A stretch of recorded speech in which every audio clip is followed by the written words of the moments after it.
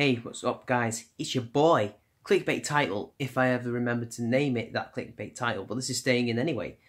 God, this week has been really shit in terms of news because the worst things have happened. The worst possible thing you could possibly imagine has happened. And well, it's two things. Firstly, Jeremy, as I mentioned in one other video, he got attacked.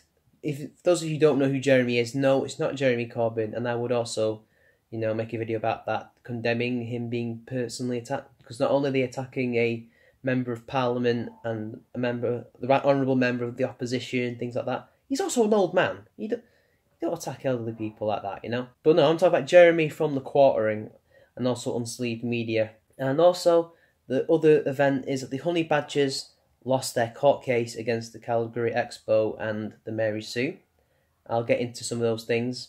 So let's start with Jeremy, which is the much easier story to talk about. So basically, what happened was he's been at Gen Con, which is I think it's a board gaming convention, something like that. I don't know, I'm not a board gamer. The most board games I've played is, the usual Snakes and Ladders, Monopoly, D&D, Pathfinder. I'm not deeply involved in it, so I don't really play card games. The most card games I played was Duel Masters, Yu-Gi-Oh! And Pokemon, and that was only when they were trendy. I've always been a video gamer, not a board gamer. Only recently have I gotten into D&D and Pathfinder anyway, so there's that. But I think that's what Gen Con is. It's for the guys who like Magic the Gathering, things like that. It's the only convention he can really go to that where he can, indulge in that hobby, because he's been banned from all the other places that are Wizards of the Coast funded and organised, things like that. He can't do it, he's banned for life. And so he's there, he's meeting fans, he's in a pub, a bar, and he gets assaulted by this guy, who I think, judging from his video, if I remember correctly, he's a small business owner. I think it's to do with comics and board games, things like that. There were pictures of him in the convention being interviewed for a podcast. So the guy seems to be a figure. It might be a local figure in Indianapolis. That's where the assault was. That's where the convention is being held. It seems like he has some clout. He's also a nutcase, not just mentally, also politically, although I guess the two go hand in hand. And basically, he thought because Jeremy is one of many voices in his community that is fighting against the social justice incursion, that he has to punch this guy, and he did so several times. He jumped him, basically. He should do this because he thinks he's a Nazi, and people who speak out against his ideology automatically are Nazis, because, hey, we think everybody in the world agrees with us. How could they not, right? It's not an echo chamber we're in, honestly. So therefore we must punch these people, because these are people worse than animals. These are scum. These are dehumanized people, remember? That's why he did it. And also he's batshit crazy. This guy wasn't even arrested. The police at the scene did a laughable job. The bar themselves did a laughable job. And somebody who has had experience in these places, I've never known a bar to do that. They always call the cops. Maybe that's a British thing, I don't know. Or maybe a company thing. There's a lot of British bars and pubs are owned by corporations these days. So I guess corporations have it that you have to call the police. But then again, it's common sense to do so. But common sense isn't very common. They tried to tell him not to do this. Now, I've heard many theories about this. He has clout in the city. Maybe he even knows the owners of the bar, or the owners of the bar know people who know him, and they don't want to get caught up in whatever bullshit that might bring if they call the police on this guy. Or maybe he knows people, and they know about these people. Who knows? Well, the police, from what I can gather, were just being unprofessional. And again, after weaponized artists found the guy, again, the Indianapolis police didn't really want to do anything. They didn't want to do anything, because that's the cops for you, innit? So he's still going to go try and press charges on this guy, and I wish Jeremy all the best. All I can tell him is, before we sue you, that it's horrible, horrible bullshit. It costs thousands of pounds, dollars, whatever, to get a decent lawyer, and the court lawyers that you're given for free are shit, for the most part. Some of them are good though, but most of them are trash. And honestly, I don't know where you're going to go with this. Are you going to sue him criminally or civilly? I don't know. He assaulted you when you have witnesses, so it should really be a criminal case. But anyway, so going on to the honey badger case, which is where the fucking anger really comes. Well, I'm angry at Jeremy being attacked as well, because that says a lot about society which we live in. But for some reason, I can't help but feel more angry about the honey badgers in a way, mainly because I'm more personally invested in their ideas, them as people, to some extent, as I've met them a few times now, especially Dr. Random Account, and I guess I'm just more personally involved because I don't know Jeremy. I know people who know Jeremy. So basically, this is what's happened. A couple of years ago, Alison Tiemann released a comic. I've not read the comic. It doesn't matter. It's not about how good the comic is. She released a comic, and her and the Honey Badgers, during this expo, it must have been 2015, 2016. So we're talking about when Gamergate was still a thing. And that has something to do with it, by the way. They were granted a panel, and also, I think it was a booth, not a panel, but they were at a panel. And that was to promote the Honey Badgers as well as Alison's comic. I think it was mostly to do with the comic. And so they went to the expo, and they went to a particular panel. And this panel was about women in comics, I think. And they had a slight exchange between the feminists in the panel, and it was all cordial. There is more audio evidence of this. It was a friendly chat. There was no abuse hurled from both sides.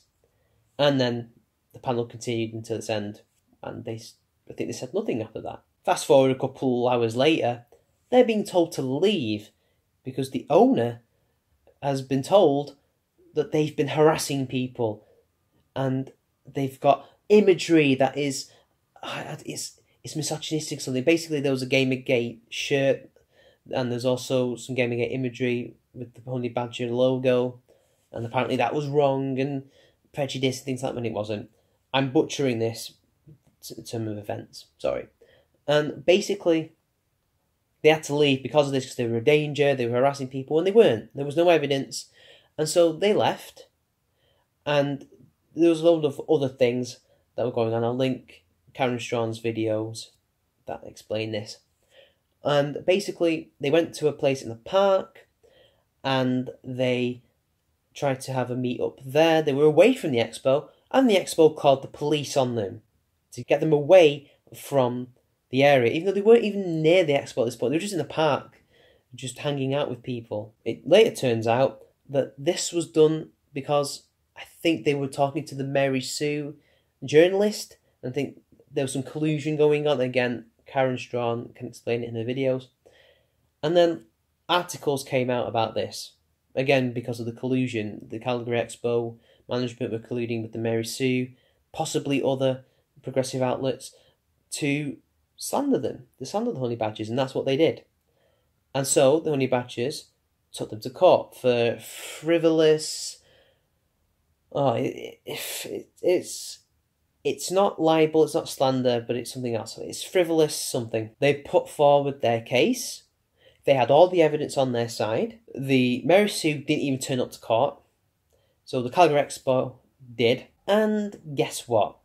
They had a litany of problems. Their lawyer broke his judicial rules, essentially. That he did something that can get a lawyer potentially sacked.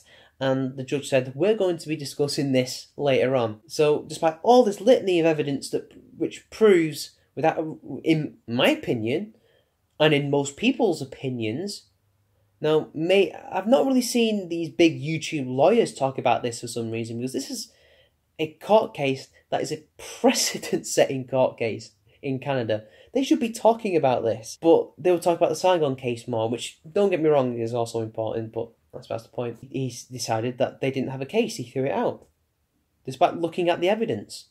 Dismissed it all, essentially. In fact, there was one point when they were going to show him the conversation that took place. Remember the whole thing in context, even though they're only a slight part of it. He said, we shouldn't be here to listen to something that is an hour long. He then said later on in his, I think it was his outline, his concluding statements, That, oh, because I didn't hear the thing, blah, blah, blah, blah, blah, therefore, gone. That was one of his reasons. You know, you don't have a case. Even though he was the person who dismissed it. Let's not forget, Tiemann and the Badgers signed a contract with the Calgary Expo, and they also have to follow the rules of this contract as well as the rules of the convention, which they did. So what this precedent is, and which they now have to fight again to overturn, is this. You, as an individual or as an entity, can make a contract with a business. This business can, if they see fit, terminate this contract for any reason, even if it's frivolous, even if it's bullshit. They can terminate this and say that they can slander you and say you are somebody who is not worth doing business with, you are a frivolous person, you are a horrible person, you are a harasser, you are this, you are that. Well, that's what they can say, that's what they can do, and they can get away with it. That is the precedent that's been set now. And it just shows that there is no God in this world. And if there was a God, maybe some of these people would have had justice. But no. Yeah, see, the culture wasn't over yet. I can't tell if this judge is corrupt or just stupid.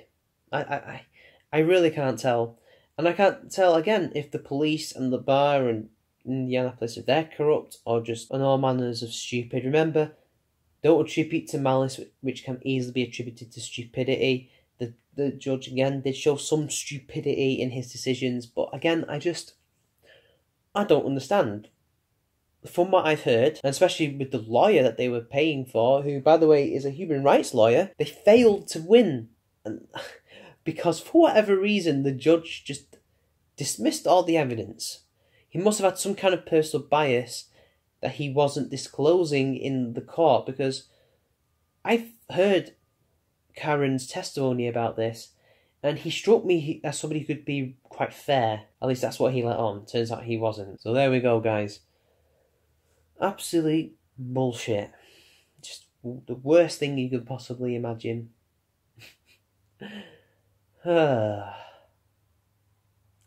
Here's to yet more fighting, guys. It's not over yet.